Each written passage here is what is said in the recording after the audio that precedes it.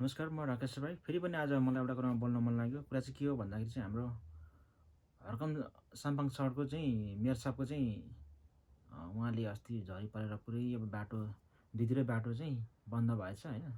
भिडै भिड जामै जाम छ। गाडीहरू आउने त्यहाँ कुनै अब त्यो डोजर छिर्ने ठाउँ छैन। कसरी चाहिँ डोजर छिराएर गराउने होइन। अनि सबै चाहिँ झोलेहरूको चाहिँ के छ भने एउटै कुरा, डोजरले गर्ने ठाउँमा किन चाहिँ बेल्चा हानेर स्ट्यान्ड गरेर देखाउनु भनेर कुरा रहेछ क्या। ए बाबा ए पटमूर्ख हो, त्यहाँनिर छिर्ने ठाउँ छैन, कसरी छिराउने?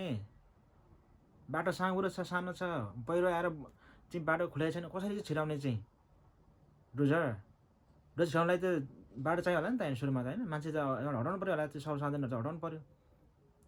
अनि एउटै कुरा पछि लागेर धुरी लागेर चाहिँ गरिरहेछन्। अनि कति साह्रो अबुझ हामी यार, अबुझ अति नगरौँ न यार। बुझ्ने कोसिस गरौँ, राम्रोको लागि राम्रो मानौँ होइन, सपोर्ट गरौँ न कमसेकम कम्तीमा। हिजो त्यो टेबलमा बसेर अर्डर दिने मान्छेहरू बारे तपाईँलाई ढुक्क थियो होइन, त्यही राम्रो तपाईँलाई राम्रो होइन त। अर्डर दिने यसो गर उसो गर होइन, कुरा उल्टो जवाफ दिने, हा गरेर हाँस्यो, साथ दियो, तपाईँले बजायो, बास त्यति नै होइन त विकास। त्यही हो।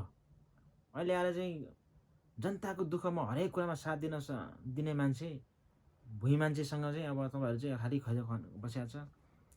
गर्नु दिनु न कमसेकम काम गरेर त। यी तपाईँ गर्नुहुन्छ, तपाईँ पनि जानुहोस् होइन, साथ दिनुहोस्, बेलचा लिएर जानु। कहाँ पो नगर्ने, अरूकोलाई गरेको नदेख्ने बाँदर हो क्या। बाँदर पनि बाँदर त्यस्तै हुन्छ नि, आफ्नो घरमा पनि बन्दैन, अरूलाई पनि बनाउनु दिँदैन भन्थ्यो, त्यस्तै रहेछ। कति साह्रो खेती बनेको यार। राम्रो मलाई आत्मसन्त गरौँ क्या कम्तीमा भने क्या। देश बन्दैछ, एउटा ठाउँ बन्दैछ भनेर कम्तीमा भने क्या। हामी मान्छे नबन्ने चेतना छैन।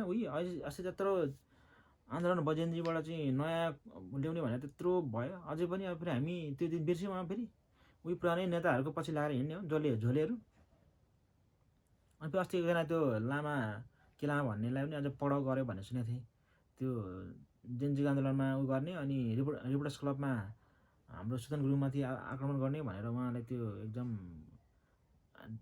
त्यो देखिरहेको थियो त्यसमा भिडियो होइन, त्यो मान्छेको। अनि त्यसलाई चाहिँ पढ्यो भनेर सुनेको थिएँ। अब कि त्यस्तै मात्रै हो, झोले भएर मात्रै हिँड्ने हो।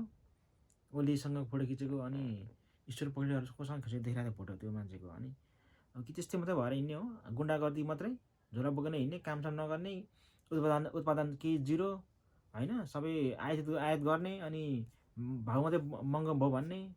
उत्पादन छैन त भाउ बढिहाल्छ त। नि अरू देशबाट सबै कुरा धर्नुपर्छ, चामल, दाल, तरकारी, नुन, खुर्सानी, प्याज, हरेक कुरा क्या, हरेक कुरा। कमसेकम एउटा कृषि प्रधान भएर कृषि गरेपछि कमसेकम आफ्नो देशबाट उत्पादन आफै गरे त त्यो बाहिर पैसा गएन, सस्तो पऱ्यो होइन, सबैजनालाई सजिलो हुन्छ, आफ्नो देशको आफ्नो ठाउँमा रह्यो नि त भन्ने हो। यही कुरामा ध्यान दिउँ न यार साथीहरू सबै। कि त तिमीले जोड दिनुहोस् छैन, खालि अर्को एउटा मान्छेको खत्यो खन्या छ, बसिहाल्छ, खत्यो खन्या छ, बसिहाल्छ, त्योमा टोक्ने हो। सबलाई बाँधेर टुडेखेलमा राखेर एक एकलाई गोली ठोक्नुपर्ने मात्रै हुन्छ क्या।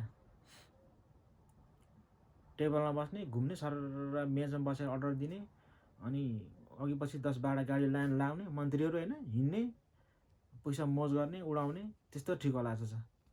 अनि एउटा सरकारी गाडीको एउटा प्लेट काम परेको बेलामा, सरकारी छिर्ने बेलामा सेतो प्लेट, फेरि अनि उता बाहिर गएपछि रातो प्लेट लाउने एउटै गाडीमा, त्यस्तो चाहिने क्या तपाईँहरूलाई त। अनि मात्रै ठिक हुन्छ क्या।